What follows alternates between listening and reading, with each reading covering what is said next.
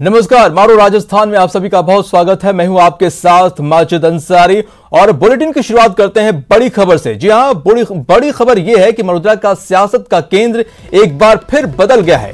13 दिन के बाद जैसलमेर से कांग्रेस विधायक जयपुर लौट आए हैं। सभी विधायक होटल फेयरमाउंट में ठहरेंगे। विधानसभा सत्र तक फेयरमाउंट में विधायकों की बाड़ेबंदी जारी रहेगी। एयरपोर्ट से सभी विधायक 3 बसों से सवार होकर होटल फेयरमाउंट पहुंचे हैं। वहीं शाम तक सीएम अशोक गहलोत के भी होटल पहुंचने की खबर है। बाड़ेबंदी के मद्देनजर होटल फेयरमाउंट की सुरक्षा भी बढ़ा दी गई है। होटल के बाहर एसटीएफ के पुलिस के जवान तैनात हैं। तो बड़ी खबर इस वक्त की बता दें आपको कि मरोदा का जो सियासी केंद्र है फिर से बदलकर जयपुर लौट आया है। 13 दिनों के बाद फिर से फेयरमाउंट में जो है पॉलिटिकल पावर बना हुआ है। फेयरमाउंट विधानसभा सत्र तक फेयरमाउंट में विधायकों की बाड़ेबंदी रहेगी। होटल के बाहर सुरक्षा बढ़ा दी गई है। एसटीएफ के साथ पुलिस के जवान को भी तैनात किया गया है।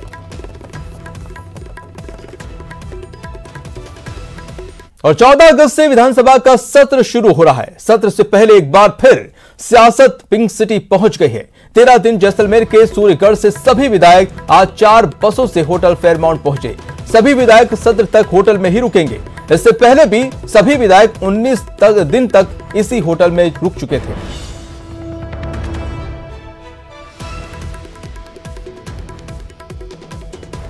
देख सकते हैं तस्वीरें जो हम यहाँ से दिखा रहे हैं। पहली बस जो है वो यहाँ पर पहुंच चुकी है। 4 बस अलग अलग बसों में एयरपोर्ट से विधायकों को यहाँ पर लाया जा रहा है और पहली बस जो है वो यहाँ पर आप देख सकते हैं कि पहुंच चुकी है होटल फेयरमाउंट में। पहले भी यहाँ पर जो है वो 19 दिन तक विधायक रहे थे इसी 5 सितारा होटल में और एक बार फिर से जो है आप देख सकते हैं विक्ट्री का साइन बनाते हुए सबसे आगे जो है वो जोगिंदर सिंह अवाना, महेंद्र सिंह चौधरी वो यहाँ पर मौजूद हैं। तमाम विधायक जो है मंत्री सालेह मोहम्मद, तो ये पहली बस जो है वो यहाँ पर पहुंची है। सभी विधायक जो है वो विक्ट्री का साइन बनाते हुए, क्योंकि मसला जो है वो काफी हद तक हल हो चुका है। पायलट खेमा जो है वो दिल्ली से लौट चुका है और कांग्रेस में पूरी आस्था जताई है। तो अब जो है मसले सुलझ चुके हैं काफी हद तक। तो विधायक जो है वो विक्ट्री का साइन बनाते हुए, क्योंकि अब किसी भी तरह का खतरा सरकार पर नहीं है और संतुष्टि साफ तौर पर यहाँ पर नजर आ रही है कि सरकार जो है वो यहाँ पर आगे चलने वाली है। पूरी तरीके से स्थिर सरकार होगी। जयपुर के इसी होटल में जो पीछे फेयरमाउंट होटल है, इसी होटल में ये विधायक 19 दिन रहे थे। 13 जुलाई को जब विधायक दल की बैठक हुई थी सीएमआर में, उसके बाद जो है विधायकों को यहाँ पर शिफ्ट कर दिया गया था। 31 जुलाई तक यहाँ पर रहे थे और अब एक बार फिर से सियासत जो है वो जैसलमेर से जयपुर शिफ्ट हो गई है। कितने दिन और यहाँ पर फेयरमाउंट में ये विधायक रहेंगे, ये देखने वाली बात होगी। कैमरामैन गणेश यादव के साथ दिनेश शर्मा, न्यूज 18 जय। कांग्रेस और कांग्रेस के सहयोगी हमारे सभी विधायक दलों ने जिस एकजुटता का परिचय दिया, उसके लिए हम सबका दिल से धन्यवाद करते हैं। और माननीय सोनिया गांधी जी के नेतृत्व में, माननीय राहुल गांधी जी के नेतृत्व में और आदरणीय प्रियंका जी के सहयोग से हमारे जो साथी हैं वो आज अपने घर वापस आ गए हैं। हम उनका स्वागत करते हैं और आगे हम सब मिलकर मजबूती के साथ कांग्रेस के नेतृत्व में, माननीय अशोक गहलोत जी के नेतृत्व में राजस्थान की जनता की सेवा करेंगे और जो 5 साल का कार्यकाल के लिए राजस्थान की जनता ने विश्वास बतलाया है उसमें खरे उतरेंगे और 2023 के भी आगामी चुनाव में निश्चित रूप से राजस्थान की जनता कांग्रेस को फिर अवसर देगी।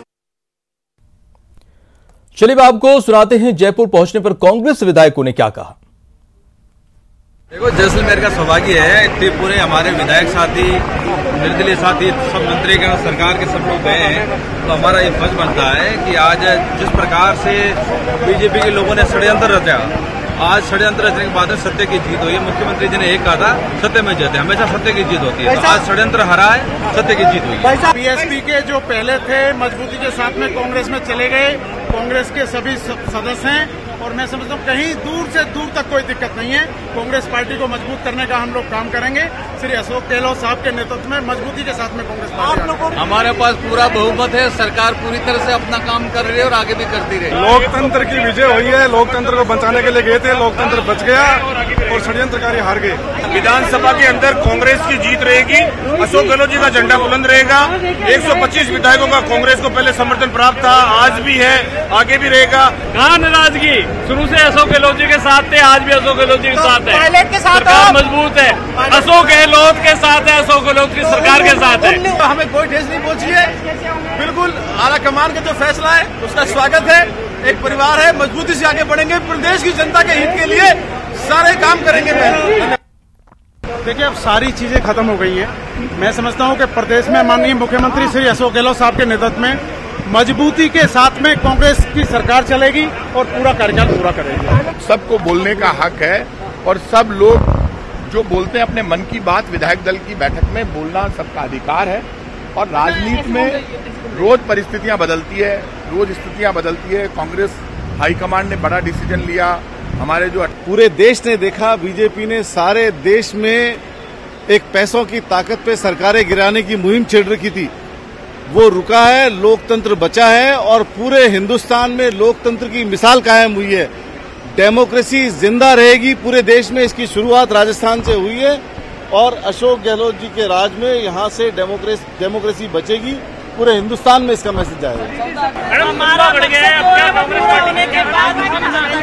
परिवार के सदस्य रहे, सुबह का भूला शाम को लौट आए तो उसे भूला नहीं है। सभी ने अपने पेशेंस से काम लिया और हाईकमान की बात मानी और फिर सभी एक परिवार होकर कल हम भारतीय जनता पार्टी का सामना करेंगे। अब ये रॉन्ग नंबर डायल कर दिया है मोदी जी ने। राजस्थान में अशोक गहलोत जी ने गाड़ी पंचर कर दी है। वहीं प्रदेश की सियासी घटनाक्रम को सीएम अशोक गहलोत ने डेमोक्रेसी की लड़ाई बताया है। मीडिया से बातचीत में उन्होंने कहा कि कांग्रेस का लक्ष्य लोकतंत्र को बचाने का है। इसके साथ ही उन्होंने कहा कि जनता की सेवा करना हमारा धर्म है, हम मिलकर काम करेंगे। दूर नहीं, पहले भी कहा था, आज भी कह रहा हूँ। और विधायकों के आपस के अंदर संबंध अच्छे बने हैं। एक महीना साथ रहते हैं तो आप सोच सकते हो कि कितने अंतरंग संबंध बने होंगे। सब मिलके एकजुट होकर संकल्प किया है, हमें जाकर प्रदेशवासियों की सेवा करनी है। विधायकों की नाराजगी को हमने दूर करने का प्रयास किया है। उनकी नाराजगी होना स्वाभाविक है। जिस रूप में ये एपिसोड हुआ, उनको एक महीना रहना पड़ा, उससे नाराजगी होना स्वाभाविक था। उनको मैंने समझाया है कि देश और प्रदेशवासियों के और लोकतंत्र को बचाने के लिए कई बार हमें सहन भी करना पड़ता है। हम सब आपस में मिलकर काम करेंगे। जो हमारे साथी चले गए थे वो भी वापस आ गए हैं। मुझे उम्मीद है कि सब गिले शिकवे दूर करके सब मिलके प्रदेश की सेवा करने का संकल्प हम पूरा करेंगे। बीजेपी के जो 3 प्लेन किए हायर उन्होंने एयरक्राफ्ट गुजरात भेजने के लिए, मुश्किल से एक जा पाया, वो पूरा नहीं भरा हुआ था। और उनका कल से कैंप लगना था क्राउन प्लाजा होटल के अंदर। मीटिंग थी, वही रहना था, बाड़ेबंदी हो रही थी। जो कहते थे हमें बाड़ेबंदी क्यों कर रहे हो, ये क्या नौबत आ गई कि बाड़ेबंदी उनकी होने लग गई। उससे जो हालात बने हैं प्रदेश के सामने, पूरी तरह वो एक्सपोज हो गए। पूरा खेल उनका था, सरकार को टॉपल करने का षड्यंत्र था। जो उन्होंने कर्नाटक में भी, मध्य प्रदेश के अंदर भी जो कुछ भी किया दुनिया जानती है और लोग पसंद भी नहीं करते हैं। वही षड्यंत्र राजस्थान का था जो पूरी तरह ध्वस्त हो गया। 76 साल के बाद में हमारे यहाँ लोकतंत्र कायम रहा है और अब भी मैं कहना चाहूँगा इस देश के अंदर लोकतंत्र आने वाले सदियों तक कायम रहे।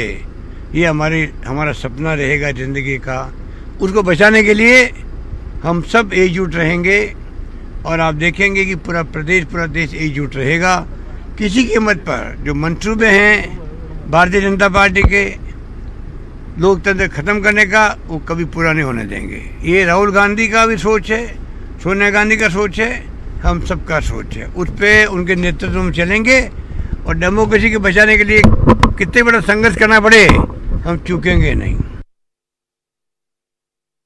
वहीं ईडी से नोटिस मिलने के बाद परिवहन मंत्री प्रताप सिंह खाचरियावास ने केंद्र पर हमला बोला है। उन्होंने कहा कि केंद्र सरकार कांग्रेस नेताओं को प्रताड़ित कर रही है, लेकिन कांग्रेस नेता घबराने वाले नहीं हैं। हम ईडी की नोटिस का जवाब देंगे। ईडी का नोटिस मुझे मिला है, किस कारण से मिला है मुझे पता नहीं। मैंने उनको जवाब भी भेजा कि आप मुझे नोटिस नहीं दे सकते। उसके बाद उन्होंने दोबारा नोटिस मुझको दिया, क्योंकि मैंने कहा मैं किसी कंपनी में डायरेक्टर नहीं हूं, मैं किसी कंपनी में मेरा ट्रांजैक्शन नहीं है। मेरा किस कारण से, तो कारण तब पता चलेगा जब मैं वहां जाऊंगा। मुझे किसी कारण का पता नहीं है। तो नो डाउट ईडी अचानक जब ये पॉलिटिकल क्राइसिस हुआ तब ईडी एक्टिव हो गई। मेरे फादर लक्ष्मण सिंह जी, मेरे ब्रदर करण सिंह जी, सबके नाम से नोटिस आ गए। उसके लिए मैं पहले से तैयार था, मैं पहले भी कह चुका था। नोटिस में मुख्यमंत्री अशोक गहलोत जी के भाई के यहाँ ईडी ने सर्च किया, उनको नोटिस दे दिए, और धर्मेंद्र राठौड़ के यहाँ कर दिए, राजीव अरोड़ा के यहाँ कर दिए, सबके हुआ है। तो जो षड्यंत्र करके आप कुछ भी कर सकते हो, लेकिन कानून में मुझे अपनी बात कहने का, मैं देखो डरता वरता किसी से हूं नहीं, क्योंकि जिंदगी मुझे मिल गई, मौत मिलना बाकी है, मौत भगवान देता है। जो आदमी मौत से नहीं डरता उसको कहां इन नोटिसों से डरा रहे हो। मेरे फादर 80 वर्ष के हैं, भैरव सिंह जी शेखावत के छोटे भाई हैं। जो भैरव सिंह जी अटल बिहारी वाजपेयी, अडवाणी जी के साथ मिलकर बीजेपी बनाई, उनके छोटे भाई लक्ष्मण सिंह जी जो जब 6 महीने के थे मेरे दादो साहब की डेथ हो गई थी। मेरे फादर 6 महीने के थे, उसके बाद से भैरव सिंह जी ने उनको संभाला। भैरव सिंह जी के साथ ही रहते थे, जयपुर में पढ़े भी, प्राइमरी स्कूल में भी भैरव सिंह जी के पास रहकर ही पढ़ते थे। तो उनको तो दुख इस बात का हुआ कि मैंने नोटिस की बात को दियो, मतलब भैरव सिंह जी के भाई को भी नोटिस दे दिया, जो जनसंघ के जमाने से, जब जनसंघ थी तब से इनके साथ रहे, उनको ही नोटिस दे दिया। तो इनके रिश्ते नाते कुछ है ही नहीं, क्या करते हैं क्यों करते हैं। लेकिन मेरा ये मानना है बीजेपी जिस रास्ते पर चल रही है वो ना उनके हित में है, ना देश के हित में, ना लोकतंत्र के हित में। उधर सचिन पायलट सहित समर्थक विधायकों की घर वापसी हो गई है। वापसी के बाद पायलट समर्थक विधायकों ने कहा कि उन्हें हाईकमान पर पूरा भरोसा है, सभी विधायक पार्टी के साथ हैं। चलिए आपको सुनाते हैं विश्वेंद्र सिंह, मुरारीलाल मीणा और GR खटाड़ा ने क्या कुछ कहा। वो हमारे मुखिया हैं, बुजुर्ग हैं हमारे, उनके खिलाफ कहना तो कोई मतलब नहीं, मेरा नहीं बनता। लेकिन जो भी चीज़ हुई वो अनफॉर्चुनेट हुई, और अब आलाकमान आज हाईकमान आज वो बना देंगे कमेटी 3 वरिष्ठ नेताओं की, और वो निश्चित रूप से तालमेल बैठा देंगे। तो उसमें पूरा यकीन है आपको? क्या पूरा यकीन है हमको। तो अब हाईकमान का यकीन नहीं करें तो और किसका यकीन करें। ये कुछ ऐसी सब आपस में गलतफहमी 1-1.5 महीने से पैदा हो गई थी। हम केवल हाईकमान से अपनी बात रखने के लिए, और जो 1-1.5 साल के अंदर ग्रीवेंसेज थी, और विशेष रूप में निवेदन करना चाहूँगी, पूरी राजस्थान की हमारी ज़्यादा ग्रीवेंसेज थी कि इस बार जो सत्ता बनी थी, पूरी राजस्थान की बहुत बड़ी भूमिका रही थी। उसमें सत्ता में भागीदारी की बात होती है, और भी बात होती है, ग्रीवेंसेज में सारी चीज़ आ जाती है। जो कार्यकर्ताओं की भावना और जो सबकी भावना, वो सारी भावना रखनी पड़ती है। उसके लिए जो भी होगा जो अच्छा होगा। देखिए, अगर CLP की मीटिंग होगी तो निश्चित रूप से जाएंगे, और अब इस तरह की कोई बात नहीं। जब आलाकमान ने हमें आश्वासित कर दिया है तो किसी भी तरह का कोई भेदभाव नहीं करेंगे, किसी तरह की कोई बात नहीं है, तो निश्चित रूप से जाएंगे, क्यों नहीं जाएंगे। कड़ी मेहनत है कुंजी या टैलेंट है गारंटी। देखिए युवा दिवस पर शाम 4:56 पर सफलता का सच्चा सूत्र। कड़ी मेहनत है कुंजी या टैलेंट है गारंटी। भाई भतीजावाद सबसे भरोसेमंद, या किस्मत बजाती है सफलता की घंटी। क्या है सफलता का सच्चा सूत्र? युवा दिवस पर 4:56 पर देखिए न्यूज़ 18 राजस्थान पर। फिलहाल रुकते हैं छोटे से ब्रेक के लिए।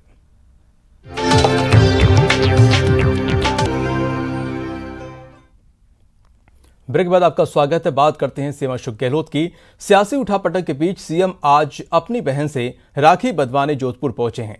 सीएम बहन विमला देवी के लाल सागर स्थित आवास पर पहुंचे, जहां उन्होंने बहन से राखी बंधवाई। आपको बता दें कि पहली बार ऐसा हुआ है जब रक्षाबंधन पर सीएम अशोक गहलोत ने बहन से राखी नहीं बंधवाई। बहरहाल इस मौके पर चिकित्सा मंत्री रघु शर्मा, कांग्रेस के प्रदेश अध्यक्ष गोविंद सिंह डोटासरा और हरीश चौधरी मौजूद रहे।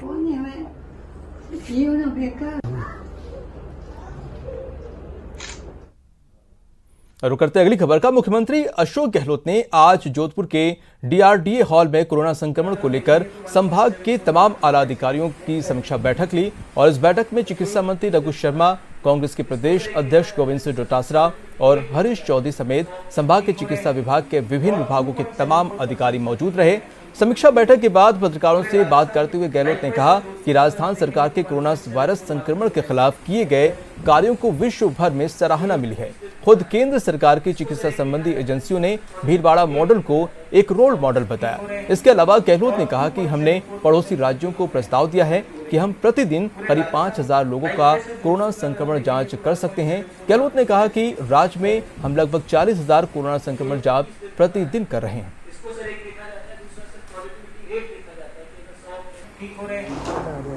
प्रदेशवासियों ने मिलकर लड़ा है, वो एक मिसाल बन गया देश के अंदर। पूरे मुल्क में राजस्थान की चर्चा हो रही है, क्योंकि जो भीलवाड़ा मॉडल बना वो भी राजस्थान सरकार ने नहीं बनाया था। भारत सरकार के स्वास्थ्य मंत्रालय की तरफ से वहाँ के अधिकारियों ने खुद ने कहना शुरू किया कि भीलवाड़ा में जो कंटेनमेंट किया गया, कर्फ्यू लगाया गया टाइम पर, और हर घर का सर्वे किया गया, स्क्रीनिंग की गई हर व्यक्ति की। 14,000 लोग आए स्क्रीनिंग के अंदर, सिम्टम दिखे कुछ खांसी जुकाम के, इलाज शुरू हो गया। और कंटेनमेंट के अलावा जो क्वारंटाइन किया गया, होम क्वारंटाइन बड़े रूप में किया गया, संस्थागत क्वारंटाइन किया गया, तमाम तरह से ऐसा मैनेजमेंट हुआ जिसकी तारीफ सभी हुई। वो मॉडल बन गया पूरे देश के लिए, प्रदेश के लिए। और हमारे यहाँ इंफ्रास्ट्रक्चर पहले कुछ नहीं था, टेस्टिंग के लिए भी पुणे दिल्ली भेजते थे सैंपल। आज करीब लगभग 50,000 के लगभग हम पहुँचने वाले हैं पर डे टेस्ट। वहीं जोधपुर दौरे पर मुख्यमंत्री अशोक गहलोत ने गंगानी में शोक सभा को संबोधित किया और भरोसा दिलाया कि 11 पाक विस्थापितों की मौत की गहनता से जांच कराई जाएगी। मुख्यमंत्री ने कहा कि इसमें जो भी दोषी होगा उनके खिलाफ कार्रवाई की जाएगी। सीएम गहलोत ने इस घटना पर दुख जताया और इससे पहले मुख्यमंत्री अशोक गहलोत, कांग्रेस प्रदेश अध्यक्ष गोविंद सिंह डोटासरा, चिकित्सा मंत्री रघु शर्मा, मंत्री हरीश चौधरी, विधायक हीरालाल मेघवाल सहित कई गणमान्य लोगों ने 11 दिवंगत आत्मा की तस्वीर पर पुष्पांजलि अर्पित की और इस दौरान पाक विस्थापित लोगों के लिए कार्य करने वाले हिंदू सिंह सोढ़ा ने मुख्यमंत्री अशोक गहलोत का आभार जताया। जो भी आते हैं यहाँ तक, जो हमारे दर्द की कोई यहाँ मतलब जैसे हमारे यहाँ पे ये जो लोग बैठे हैं इनके हिसाब से जो यहाँ पे बैठे हुए तो ये जो लैंड है उसमें भी सब भूमाफियों की तरफ से भी परेशानियाँ हो रही है। तो मैं अभी इतना ही कहना चाहूँगा कि इसकी पूरी जाँच करवाएंगे। जाँच पुलिस कर रही है, आप कहोगे पुलिस करती जाएगी, आप कहोगे नहीं पुलिस नहीं करे और कोई करे तो मैं इनसे बात कर लूँगा। सच्चाई जानना हमारे ज़्यादा महत्व रखता है, जाँच कौन करे ये महत्व नहीं रखता। और आप भी यही चाहोगे मेरे ख्याल से, ठीक है ना। बाकी जो आपकी समस्याएं हैं वो मैं समझता हूँ कि भारत सरकार के हम संपर्क में हैं। प्रधानमंत्री जी को, गृह मंत्री जी को हम लोग बराबर जब भी मौका लगता बात कहते रहते हैं। जोधपुर में देचू के लोड़ता गांव में 2 दिन पहले 11 लोगों की मौत मामले में बड़ा खुलासा हुआ है। मृतकों में से एक युवती लक्ष्मी ने वीडियो बनाकर इस मामले में पुलिस पर प्रताड़ना का आरोप लगाया है। आपको बता दें कि 2 दिन पहले वीडियो बनाने वाली युवती ने 11 लोगों को जहर का इंजेक्शन देकर मौत की नींद सुला दिया था। ये सभी लोग पाकिस्तान से आए हिंदू विस्थापित थे। लक्ष्मी ने वीडियो में पूर्व में पाकिस्तान से आए लोगों और पुलिस पर प्रताड़ना का आरोप लगाया है। उसने वीडियो में कहा कि वो पाक में हो रहे जुल्म से तंग आकर हिंदुस्तान आए थे, लेकिन यहाँ भी उन्हें पहले से रहने वाले लोगों ने परेशान किया, जान से मारने की धमकी दी और पुलिस कर्मियों ने इनका जीना दूभर कर दिया। इसलिए ये लोग मौत को गले लगा रहे हैं। मेरा नाम लक्ष्मी है। हम पाकिस्तान से जुल्म के कारण तंग होकर सन 2015 में इस देश भारत में आए। जोधपुर में आंगणवा गांव बाबूजी का मंदिर बस्ती में रहने लगे, मगर हम जिस दिन इस देश में आए उसी दिन से कुछ लोगों ने, जो लोग हमसे पहले पाकिस्तान से हमसे पहले आए हुए हैं, उन्होंने गहरी साजिश और प्लान मुताबिक हमारे साथ धोखा और जुल्म करना शुरू कर दिया। हर तरह का हमारे साथ जुल्म किया, हमको हर तरह से टॉर्चर किया। आखिर हमें किडनैप करने की कोशिश की, मारने की कोशिश करी, झूठे केसों में फंसाने की कोशिश करी, हमको तबाह और बर्बाद करने के लिए अपने बहन बेटियों का भी इस्तेमाल किया। हम बचने के लिए जगह जगह पर मदद मांगते रहे, छुपते रहे, भागते रहे। मजबूर होकर मैंने 27/8 सन 2018 में पुलिस कमिश्नर साहब को रिपोर्ट करी, फिर भी हमारे साथ जुल्म बढ़ता रहा। भारत में डिजिटल जेंडर डिवाइड के खात्मे के लिए रिलायंस फाउंडेशन की चेयरपर्सन नीता अंबानी ने United state agency for international development यानी USAID के साथ हाथ मिलाया है। मंगलवार को मुंबई में हुए विशेष कार्यक्रम में अमेरिकी राष्ट्रपति की बेटी और एडवाइजर इवांका ट्रंप मुख्य अतिथि के तौर पर मौजूद रहीं। इवांका ने कहा कि इसके जरिए महिलाओं के आर्थिक सशक्तिकरण में मदद मिलेगी। इसी के लिए WGDP फंड बनाया गया था। वहीं मुंबई में कार्यक्रम को वर्चुअल संबोधित करते हुए रिलायंस फाउंडेशन की चेयरपर्सन नीता अंबानी ने कहा कि उन्हें ये घोषणा करते हुए खुशी और गर्व है कि USAID के साथ साझेदारी करके रिलायंस फाउंडेशन और WGDP साथ आ रहे हैं और इस साझेदारी के जरिए महिलाओं को व्यापार से जोड़ने और बढ़ावा देने में मदद मिलेगी। वहीं WGDP के साथ पूरे भारत में वुमेन कनेक्ट चैलेंज लॉन्च किया जाएगा ताकि जेंडर डिवाइड खत्म हो।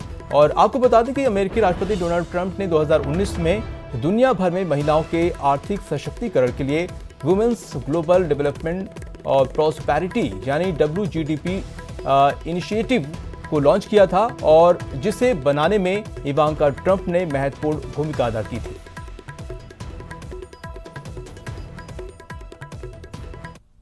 और इस बुलेटिन में इतना ही। नमस्कार।